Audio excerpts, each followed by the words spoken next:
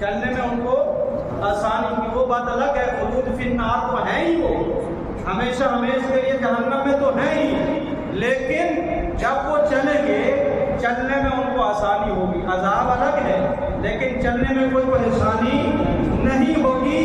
فرمایا جو سود کھانے والا ہے اس کے پیٹ کو قیامت کے لیے اتنا بڑا کر دیا جائے گا کہ وہ چل نہیں پائے گا پاؤں سے، وہ پیٹ کے بل گھسیٹ گھسیٹ کی طرف چلا جائے گا، پیٹ کے بل گھسیٹتا ہوا میدان محشر میں چلا جائے گا۔ وہ لوگ جو سود کھانے والے ہیں آج تو دنیا میں چھپ کر وہ پیٹ پال لیں گے، لیکن جب میدان محشر ہوگا ساری پول کھل جائے گی، پیٹ جب بڑھ جائے گا تو جس کو نہیں بھی پتا اس کو بھی پتا چل جائے گا یہ وہ بندہ جا رہا ہے جو دنیا میں سود کھانے والا جو ہے سوئے بڑی ضروری گلا۔ اور میں آپ کو بتاؤں گا، اب آپ نے بعد میں سوال بھی کرنا ہے، بچے کی شادی ہے لون لینا پڑے گا، بچے کی شادی ہے مجھے سب قرض نہیں دیتا، یہ سارے معاملات ایک راستہ آپ کے لیے نکالیں گے، لیکن پہلے سود کی حرمت پر تو آپ توجہ کے ساتھ سماعت کریں کہ سود کیا بری شے ہے۔ فرمایا لا یقومون، یہ کھڑے نہیں ہو سکیں گے مگر اس طریقے سے کہ جس کو شیطان نے چھو کر اس کے ہوش باختہ کر دیے ہوں، اس طریقے سے اس کی حالت ہوئی۔ اور اس آیت کریمہ سے ایک بات اور ثابت ہوئی، آج جو لوگ کہتے ہیں جناب یہ جن کیا شے ہے، یہ ویسے ڈرامے کرتے ہیں، کسی پر جن آ جائے اس پر اثرات ہو جائے، لوگ کیا کہتے ہیں جناب یہ ویسے ڈرامے کرتا ہے، جن کیا شے ہے۔ تو ان کو عبرت حاصل کرنی چاہیے کہ رب کے قرآن سے بڑی کوئی کتاب نہیں۔ رب کے قرآن نے فرمایا جس طریقے سے شیطان دنیا میں تمہیں چھو کر اس کے اثرات تمہارے اوپر مرتب ہوتے ہیں، اسی طریقے سے سود خور کی حالت ہوگی، پتہ چلا شیطان کے اثرات مرتب ہوتے ہیں۔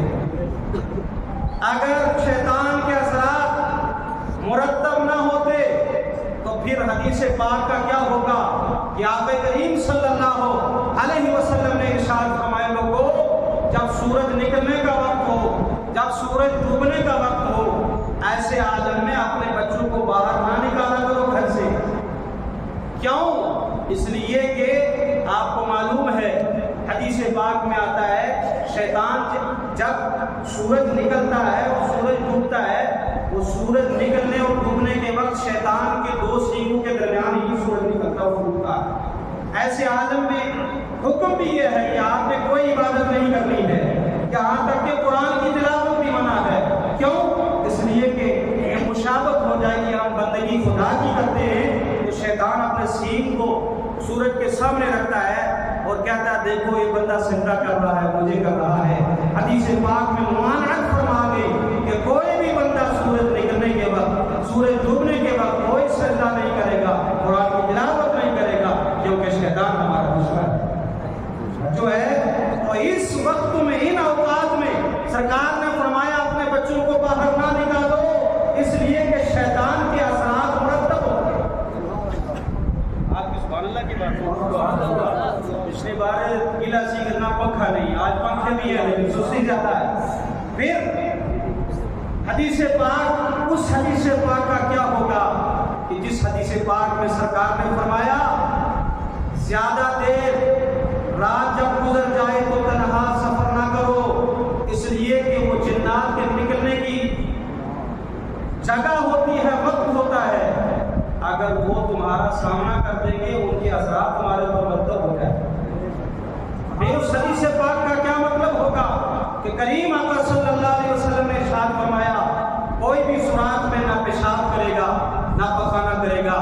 کیوں؟ اس لیے کہ ہو سکتا ہے سوراخ میں یا تو سانپ ہو یا بچھو ہو یا کم سے کم جنات رہنے والے ہوں۔ اگر تم سوراخ میں پیشاب کرو گے ان تینوں چیزوں کے تمہارے اوپر حملہ آور ہونے کا اندیشہ ہے، لہذا اور اس حدیث پاک کا کیا ہوگا کہ کریم آقا صلی اللہ علیہ وسلم نے ارشاد فرمایا تنہا سفر نہ کیا کرو رات میں، اور جب سفر کرنا ہو رات میں تو بیچ راستے میں بھی پڑاؤ نہ کیا کرو، مین راستے پر پڑاؤ نہ کیا کرو۔ دن میں تو مخلوق جو گزرتی ہے انسانوں کی لیکن رات میں جنات بھی نکلتے ہیں، تو لہٰذا اس سے انکار نہیں کیا جا سکتا۔ شیطان کی جو اثرات ہیں وہ انسان پر مرتب ہوتے ہیں، جو ہے قرآن پاک نے فرمایا کما یقوم الذی یتخبطہ الشیطان من المس ذلک بانہم قالوا، یہ ان کی حالت اس لیے ہوگی اس لیے کہ انہوں نے کہا انما البیع مثل الربا، کہ بے شک بیع و شراء بھی تو ربا کی سود کی طرح ہے، تو لہٰذا ہم یہ سود کیوں نہ کریں، کیونکہ وہ کفار کہا کرتے تھے۔ اور آج کے بھی کچھ جو اپنے آپ کو عقل مند کہتے ہیں وہ کہتے ہیں جناب اگر کسی بندے نے 1000 روپے کے کیلے لائے، مثال دیتا ہوں، اس نے بیچے آگے 2000 کے، یہ بھی تو زیادتی ہوئی، لہٰذا جہاں یہاں زیادتی سے منافع جائز تو ادھر ہم نے 1 لاکھ دیا اس میں 1.5 لاکھ لینا جو ہے یہ کہاں کا انصاف ہے؟ اسی کا رد فرمایا قرآن پاک نے۔ قرآن پاک نے فرمایا اللہ پاک نے بیع کو حلال کیا ہے لیکن سود کو حرام کرا، اس لیے کہ آپ نے کیلے لیے 1000 کے اور جو آپ بیچ رہے ہیں وہ کیلوں کے بدلے میں نہیں بیچ رہے، وہ پیسوں کے بدلے میں بیچ رہے ہیں، توجہ ہے۔ ورنہ آج حاجی لوگ یا عمرہ کرنے والے لوگ جو باہر کنٹری میں جاتے ہیں، آپ نے دیے 25,000، آپ کو ملا 1200 ریال، مثال دیتا ہوں، تو یہ بھی ناجائز ہو جائے؟ فرمائے یہ نہیں، اس لیے کہ یہاں پر آپ نوٹ کے بدلے میں جو دوسری کرنسی خرید رہے ہیں یہ ناجائز نہیں، ناجائز یہ ہے کہ آپ نے 1 لاکھ انڈین روپے دیے، اسی انڈین روپے کے آپ نے 1 لاکھ کے اوپر 10,000 لے لیے، تو چونکہ یہ دونوں کی جنس ایک ہے یہ حرام، یہ کیا ہے؟ حرام ہے۔ اور قرآن پاک نے فرمایا فَمَنْ جَاءَهُ مَوْعِظَةٌ مِّن رَّبِّهِ فَانْتَهَىٰ، جس کے پاس اللہ کی نصیحت آ گئی وہ باز رہا، یہ اللہ کا حکم جس تک پہنچ گیا وہ اس سے سود سے باز رہا، فَلَهُ مَا سَلَفَ، اور جو حکم سود سے پہلے صحابہ کرام نے لیا تھا قرآن پاک نے فرمایا وہ ان کا معاملہ اللہ کے سپرد ہے، اللہ پاک ان کو معاف فرمائے گا، کیونکہ حکم شرع نازل ہونے سے پہلے جو معاملات ہوئے وہ سارے کے سارے معاف تھے۔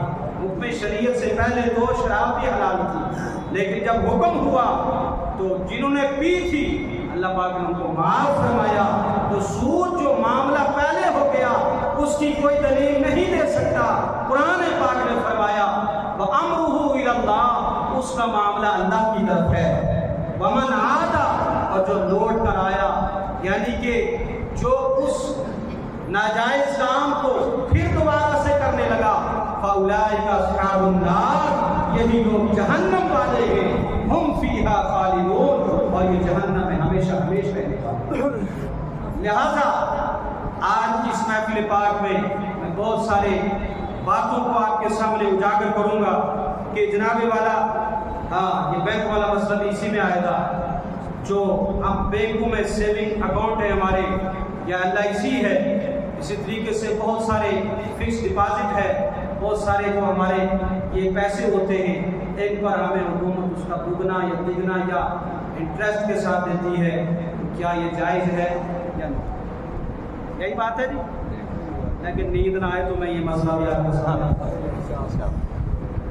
حدیث سے بات سن لیں۔ داری سے سنے بڑے قیمتی موتی مفتی صاحب گھیر رہے ہیں، نعرہ رسالت یا رسول اللہ، اسلام عالم کی زندہ باد۔ یاد رکھیں جو سود ہوتا ہے وہ مسلم اور مسلم کے درمیان ہوتا ہے۔ مسلمان آپس میں اگر پیسے کے بدلے میں ڈبل پیسے لیں، ٹھیک ہے، اسی طریقے سے گیہوں کے بدلے میں ڈبل گیہوں لئیے، یا جو بھی ایک جنس کی چیز ہے اس کو ڈبل کر کے لیں، تو یہ مسلمانوں کے لیے حرام، مسلمانوں کے لیے حرام، جو اس کو حلال سمجھے وہ کافر۔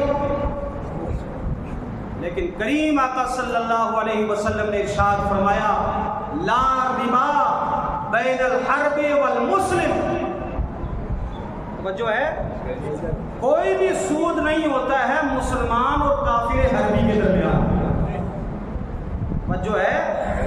اب سب سے پہلے تو یہ سن لیں کہ ہمارا ہندوستان دارالاسلام ہے، کیا ہے بولیے؟ بولو زور سے، دارالاسلام ہے، اس کو دارالحرب نہیں کہنا، دارالحرب نہیں کہنا، ہمارا ہندوستان دارالاسلام ہے۔ What is دارالاسلام؟ دارالاسلام کسے کہتے ہیں؟ آپ کہیں گے حکومت غیروں کی ہے، غیر مسلموں کی ہے، تو دارالاسلام اس کو کہتے ہیں کہ کسی دور میں مسلمانوں کی حکومت رہی ہو اور آپ میں شاعر اسلام باقی ہوں، اس کو دارالاسلام کہا جاتا ہے۔ ہندوستان کی تاریخ پلٹ کر دیکھیں، 700 سال یہاں لوگوں نے حکومت کی، اور آج بھی اذان پابندی سے دی جا رہی ہے، مساجد میں لوگ جمعہ کے لیے حاضر ہوتے ہیں، کوئی پابندی نہیں، شاعر اسلام آج بھی ہے۔ لہذا ہندوستان دارالاسلام ہے، اور اس ملک میں رہنے والے جو کافر ہیں وہ حربی کیا ہے؟ بولو، حربی۔ کافر کی 3 قسمیں، کافر ذمی، کافر حربی، کافر مستعمر۔ سب کی تعریف کروں گا تو ٹائم نہیں ہے، باریکی کے مسائل ہیں، اتنا سمجھ لو کہ ہمارے ہندوستان میں جو کافر رہتے ہیں یہ حربی ہیں۔ کیا ہے؟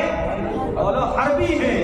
اس پر اعلیٰ حضرت امام سنت فاضل بریلوی رحمۃ اللہ علیہ کے تفصیل ایک رسالہ ہے، اور قرآن حدیث مصطفیٰ میں کیا ہے؟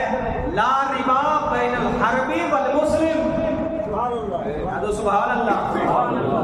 یہ جو سود کا معاملہ ہے یہ مسلمان کے درمیان ہے، اگر مسلمان کے حربی کے ساتھ معاملہ ہو تو یہ کوئی ربا اور سود نہیں ہے۔ ہندوستان کے جتنے بھی بینک ہیں، چاہے وہ LIC ہو، چاہے وہ فکس ڈپازٹ کا معاملات ہوں، یہ سارے کے سارے بل واسطہ یا بلا واسطہ کفار کی ماتحت چل رہے ہیں، کفار کے ماتحت چل رہے ہیں۔ لہٰذا ہندوستان کے اندر جو بینک آپ کو منافع دے آپ اس کو اپنے لیے استعمال کر سکتے ہیں، حدیث مصطفیٰ صلی اللہ علیہ وسلم کی گوشت